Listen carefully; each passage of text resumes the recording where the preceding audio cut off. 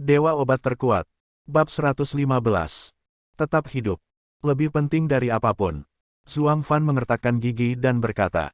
Di lingkaran Jianghu, menundukkan kepala lebih menyakitkan daripada membunuhnya. Tentu saja, jika seseorang meninggal, apa gunanya menyelamatkan mukanya? Semua orang sudah mati, jadi wajah apa yang tersisa? Seseorang bisa membungkuk dan meregangkan tubuh. Wajah Zhuang Fan memerah. Sekarang dia berada pada titik ini, pilihan apa lagi yang dia miliki, lebih baik menundukkan kepala daripada kehilangan nyawa. Setelah mengambil keputusan, dia menarik napas dalam-dalam, mengangkat teleponnya, dan menghubungi nomor Yang Rong. Butuh beberapa saat bagi seseorang untuk menjawab telepon. Yang Rong, biarkan aku hidup. Aku bisa melakukan apapun yang kamu mau. Zhuang Fan langsung pada intinya, bahkan jika itu berarti menyerahkan segalanya. Menyerahkan segalanya, dia merasa hatinya berdarah saat mengatakannya. Dia telah bekerja keras selama beberapa dekade, dan bahkan berkali-kali lolos dari kematian. Tapi jika nyawamu hilang, apa gunanya semua ini? Setelah Zhuang Fan selesai berbicara, dia menarik napas dalam-dalam. Tanpa menunggu jawaban dari sisi lain telepon, pintu hotel dibuka. Ledakan. Siapa? Zhuang Fan tiba-tiba mengangkat kepalanya dan melihat ke pintu dengan ngeri. Beberapa kroninya segera berdiri. Sebelum mereka dapat mengambil tindakan, mereka mendengar dua teriakan, yang langsung menjadi sunyi. Kenapa kamu? Apa yang ingin kamu lakukan? Zhuang Fan terkejut dan segera mengeluarkan pisau yang diletakkan di bawah meja. Kamu berani membunuhku. Ledakan. Ledakan. Pisau panjang itu jatuh ke tanah dan mengeluarkan suara berdentang. Kemudian, suara Zhuang Fan jelas teredam, seolah-olah darah mengalir keluar. Kamu. Di ujung lain telepon, Yang Rong mengerutkan kening. Dia baru saja akan memberitahu Zhuang Fan bahwa tidak mungkin memberinya kesempatan, tetapi tiba-tiba seseorang mengambil tindakan.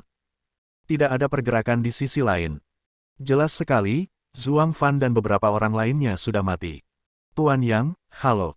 Tiba-tiba, Yang Rong hendak menutup telepon ketika sebuah suara datang dari ujung sana, dan dia segera mengenali siapa orang itu. Tang Feng. Itu keluarga Fang. Itu memang keluarga Fang. Yang Rong menoleh, menatap Lin Yi yang sedang duduk di sana, dan mengangguk sedikit. Baru saja, Lin Yi memberitahunya bahwa orang yang bermain catur secara rahasia adalah keluarga Fang, dan sekarang rahasia catur ini perlahan menjadi jelas. Tuan Yang masih mengingatku. Tang Feng mencibir, saya pikir Tuan Yang kini telah menjadi tokoh terkenal di lingkaran bawah tanah Tianhai dan tidak akan lagi mengingat peran kecil seperti saya. Zhuang Fan sudah mati. Yang Rong terlalu malas untuk berbicara omong kosong. Mati. Tang Feng tersenyum aneh dan berkata, kamu pembunuh Tuan Yang. Sekarang, semua orang di lingkaran bawah tanah Tianhai berada dalam bahaya. Siapa yang tidak tahu Tuan Yang, Anda ingin membunuh mereka semua. Laporkan mereka dan kirim mereka ke penjara, atau bunuh mereka secara langsung dan musnahkan mereka. Nada suaranya penuh dengan rasa sombong, Tuan Yang, kamu sangat kejam. Ini sama saja dengan menjebak Yang Rong di depan Yang Rong. Keluarga Fangmu cukup berbahaya. Yang Rong berkata, Tuan Fang Yuan, apakah Anda akan kembali ke dunia? Saat itu, Fang Yuan telah bangkit dari lingkaran bawah tanah. Dalam hal metode dunia bawah yang berbahaya, Fang Yuan adalah orang tua yang sebenarnya. Tang Feng tidak menjawab. Tuan Yang, jaga dirimu baik-baik. Saya harap Anda bisa hidup lebih lama sehingga saya bisa membunuh Anda dengan tangan saya sendiri. Setelah mengatakan itu, Tang Feng menutup telepon. Dia melirik tubuh Zhuang Fan dan orang lain di tanah, menghapus semua jejak dirinya, meletakkan kembali ponselnya ke tangan Zhuang Fan, dan berbalik untuk pergi. Di ujung lain telepon, Yang Rong meletakkan teleponnya. Itu memang keluarga Fang. Dia memandang Lin Yi, mereka membunuh Zhuang Fan dan ingin menyalahkan saya. Dia baru saja berurusan dengan Pan Feng. Dia tidak bisa menyembunyikannya dari orang lain, dan dia tidak ingin menyembunyikannya dari orang lain. Tapi Zhuang Fan, memang bukan dia yang melakukannya, tapi sekarang, tidak ada yang dia katakan ada gunanya. Fang Yuan mengetahui hal ini dan meminta Tang Feng untuk membunuh Zhuang Fan dan menyalahkan Yang Rong. Rubah tua itu memang rubah tua. Lin Yi berkata dengan tenang, dia melaporkannya secara diam-diam hanya untuk membangkitkan kemarahan orang lain terhadapmu. Jika dia membunuhmu sekarang, itu akan membuat seluruh lingkaran bawah tanah Tianhai menentangmu. Hal ini membuat Yang Rong menjadi musuh publik. Bahkan Pan Feng Feng berulang kali membuat masalah bagi Ye dan Yang Rong, namun digunakan oleh keluarga Fang sebagai pisau. Lin Yi telah mengetahui sejak awal bahwa teknik ini berguna melawan orang lain, tetapi tidak ada artinya melawannya. Orang-orang besar yang tersisa mungkin akan berkumpul dan bergabung untuk menghadapiku. Yang Rong berkata, Tuan Lin, apa yang harus saya lakukan sekarang? Abaikan saja. Lin Yi berkata, jika mereka mengira kamu yang melakukannya, biarkan saja mereka berpikir begitu. Jika mereka ingin bergabung untuk menghadapimu, biarkan mereka bergabung. Dengan cara ini, saya dapat menghemat waktu. Mata Yang Rong menyusut dan dia memandang Lin Yi dengan beberapa perbedaan. Dia mengerti bahwa Lin Yi ingin melenyapkan bos lingkaran bawah tanah lainnya sekaligus. Lin Yi tidak ingin membuang waktu dan membersihkan seluruh lingkaran bawah tanah Tianhai sesegera mungkin. Keluarga Fang ingin memainkan permainan catur rahasia, jadi mari kita perjelas permainan caturnya. Yang Rong mengangguk, saya mengerti. Dia tidak perlu khawatir. Karena dia memilih untuk mengikuti Lin Yi dan sampai pada titik ini, dia tidak menyesal, apalagi takut. Lin Yi membuat keputusan tentang masalah sebesar itu, tapi dia tetap tenang seolah itu hanya masalah sepele. Yang Rong tahu bahwa Lin Yi hanya mematuhi aturan di sini, jika tidak, dengan kekuatannya, dia dapat dengan mudah membunuh Zhuang Fan dan yang lainnya. Yang diinginkan Lin Yi bukanlah membunuh semua orang ini, tetapi menegakkan kembali aturan lingkaran bawah tanah. Membunuh mereka saja tidaklah cukup. Jika Anda tidak mengikuti Lin Yi, Anda tidak akan bisa memahami hal seperti itu masalah besar. Baiklah, ayo bersiap-siap. Lin Yi berdiri. Hari sudah larut. Dia membuka lemari es di satu sisi dan mengeluarkan sayuran yang masih segar. Saya harus kembali. Jika terlambat, sayuran ini akan layu. Yang Rong tertawa. Semua sayuran ini ditanam oleh ibunya, dan Lin sama sekali tidak membuangnya, yang membuatnya sangat tersentuh. Tuan Lin, berjalanlah perlahan. Lin Yi bersenandung, mengambil tasnya dan pergi. Dia berjalan ke pintu, Xiao Dao dan yang lainnya masih berdiri di sana, kegembiraan di wajah mereka belum memudar. Apakah kalian cukup kuat? Tidak. Begitu mereka melihat Lin Yi keluar, Xiao Dao dan yang lainnya segera berdiri tegak, ekspresi mereka menjadi serius, dan mereka tidak berani menunjukkan sedikit pun senyuman main-main. Lalu kenapa kamu tidak pergi latihan? Lin Yi berkata, ya. Sekelompok orang yang tadinya tampak seperti serigala ganas, kini tampak seperti tikus yang melihat kucing, gugup dan sedikit takut, berbalik dan lari. Pada waktu itu, hotel. Setelah Liu Qing sibuk dengan Sansui Manor, dia bahkan tidak punya waktu untuk kembali ke kantor ketika dia menerima laporan bahwa bos besar lainnya, Zhuang Fan, telah meninggal. Malam itu, dua bos besar dari lingkaran bawah tanah meninggal, mengejutkan seluruh dunia. Bahkan Liu Qing sedikit terkejut, dia tidak menyangka badai di lingkaran bawah tanah akan datang begitu cepat. Badai akan datang, Kapten Liu, malam ini. Bawahan itu menggelengkan kepalanya, wajahnya serius seperti sebelumnya, siapa selanjutnya? Liu Qing mengerutkan kening. Dia tidak tahu siapa yang berikutnya, dia hanya tahu bahwa yang terakhir pasti adalah keluarga Fang. Fang Yuan. Bab 116. Di Tianhai ini, orang dengan pengaruh paling mengakar di lingkaran bawah tanah pasti adalah Fang Yuan. Beberapa dekade yang lalu, keluarga Fang masih kecil. Bahkan Fang Yuan saat itu masih muda, berjuang mencari nafkah di jalanan, rendah hati dan rendah hati. Setelah bekerja di lingkaran bawah tanah selama bertahun-tahun, Fang Yuan menjilat darah dari ujung pisau, menjalani hidup dan mati, dan berhasil mendapatkan reputasi. Ditambah dengan banyak peluang, keluarga Fang seperti sekarang ini. Yang paling menyusahkan Liu Qing adalah meskipun keluarga Fang saat ini masih berakar di lingkaran bawah tanah, mereka juga telah memisahkan diri dari lingkaran bawah tanah dan memiliki prestise yang cukup kuat di lingkaran atas tanah. Dia bahkan mengirim putra Fang Yuan keluar untuk memperluas wilayah dan mencari pembangunan yang lebih tinggi. Yu Gong, keluarga Fang terus berkembang dan berkembang, yang tentunya bukan hal yang baik untuk stabilitas Tianhai. Di antara dua keluarga Yuzi dan Tianhai, hanya keluarga Liu yang bisa bersaing satu sama lain sekarang. Begitu keluarga Fang bangkit kembali, keluarga Liu tidak akan menjadi lawan mereka sama sekali. Mengatakan bahwa Liu Qing adalah orang yang jujur adalah benar. Begitulah cara dia memperlakukan pekerjaannya. Tapi dia masih anggota keluarga Liu, dan dia selalu memiliki bias. Kemana arah angin di Tianhai sekarang tidak didasarkan pada keluarga Fang, apalagi keluarga Liu kita, tetapi pada dia. Liu Qing merasa bahwa Tianhai saat ini adalah pusaran air yang sangat besar. Sekarang yang terlibat dalam pusaran air ini adalah keluarga Liu, keluarga Fang, dan seluruh lingkaran bawah tanah. Tapi orang yang mengobarkan pusaran ini sepertinya tidak melakukan apa-apa. Dia menarik napas dalam-dalam agar pikirannya tetap jernih. Dalam lingkungan saat ini, pikiran yang mengganggu atau ketidakjelasan dapat menimbulkan konsekuensi yang serius.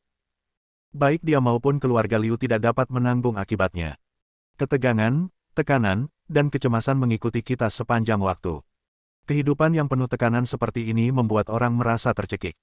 Namun, saat ini, Lin Yi lebih santai dan nyaman dibandingkan orang lain. Setelah mandi, Lin Yi bersandar di sofa dan menonton TV dengan santai. Makanlah buah. Uma membawakan sepiring buah dan berkata sambil tersenyum, cerna, cerna. Terima kasih, Ibu Wu. Lin Yi duduk, mengambil tusuk gigi, dan makan langsung dari piring. Aku akan memotongnya lagi untuk wanita tertua dan mengirimkannya padamu. Merawat anak-anak dengan baik di rumah adalah hal yang paling membahagiakan bagi Wu. Dia tidak memiliki anak sendiri, tetapi dia selalu menganggap kedua saudara perempuan Ye Qiansui dan Lin Yi sebagai anaknya sendiri dan merawat mereka dengan baik. Lin Yi menyilangkan kaki, makan buah dan menonton TV. Dalam beberapa tahun terakhir, tidak banyak kesempatan untuk bersantai seperti sekarang. Dalam 6 tahun terakhir, dia melakukan tugas hampir setiap hari, selalu menegangkan gugup dan siap bertarung kapan saja. Senang sekali rasanya berada di rumah sendiri. Minum. Ledakan. Ledakan. Terdengar suara dari halaman belakang. Sekarang Xiao Dao dan yang lainnya sedang berlatih di pabrik di pinggiran kota, tapi Liu Feifan masih tinggal di villa keluarga Ye karena kemajuannya paling lambat. Semua orang memiliki dasar yang kuat dan dipromosikan dengan sangat cepat. Beberapa orang bahkan telah mampu memenuhi persyaratan Lin Yi, tetapi Liu Feifan masih gagal melakukannya. Ia seperti orang gila, terjatuh berulang kali, berlumuran lumpur, bahkan wajahnya tergores, bahkan tanpa peduli untuk mengobati lukanya. Saya bisa melakukannya. Saya pasti bisa melakukannya. Liu Feifan meraung, matanya sedikit merah. Semua orang bisa, kenapa dia tidak? Untuk pertama kalinya, dia merasa bahwa dia benar-benar tidak berguna. Jika keluarga Liu harus bergantung padanya, itu mungkin sudah lama menurun. Baru setelah itu dia menyadari betapa sulitnya menghidupi keluarga besar. Di masa lalu, Liu Yunlong dan yang lainnya adalah orang-orang yang menopang keluarga Liu tidak mampu membelinya. Mengisi. Liu Feifan meraung dan bergegas menuju garis finish. Dia dengan cepat melihat waktu tanpa menarik napas. Brengsek. Masih sedikit lebih buruk. Dia sedikit marah dan meninju tanah. Rasa sakit yang parah di tulang jarinya tidak ada apa-apanya dibandingkan dengan kekecewaan pada dirinya sendiri. Aku bisa melakukannya, aku pasti bisa melakukannya. Rambutnya sudah basah oleh keringat dan tubuhnya berlumuran lumpur, namun ia tetap menolak untuk istirahat. Halo. Di belakangnya, tiba-tiba terdengar suara, dengan kebingungan dan keraguan, apakah kamu tidak lelah? Ye Xihan memegang permen lollipop di mulutnya dan memiringkan kepalanya untuk melihat Liu Feifan. Jam berapa sekarang? Tidak perlu istirahat. Aku tidak lelah. Liu Feifan menggelengkan kepalanya, saya tidak perlu istirahat, dan saya tidak memenuhi syarat untuk istirahat. Siapa yang mengatakan sesuatu tentangmu? Ye Xihan memutar matanya, kita perlu istirahat. Bagaimana kami bisa istirahat kalau kamu berteriak seperti ini?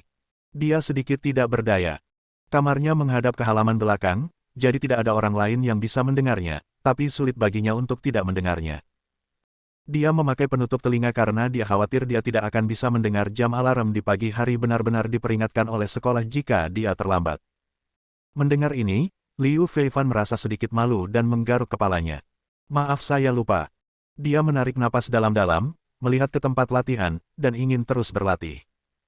Mungkin jika saya mencobanya lagi, saya bisa lulus pelatihan ini. Saya akan berlatih di tempat lain. Liu Feifan berpikir untuk pergi ke pabrik di pinggiran kota untuk mencari pisau dan melupakannya. Jika dia berlatih beberapa kali lagi, dia pasti bisa lulus. Bodoh. Ye Xihan merasa bahwa anak laki-laki di depannya hanyalah orang gila.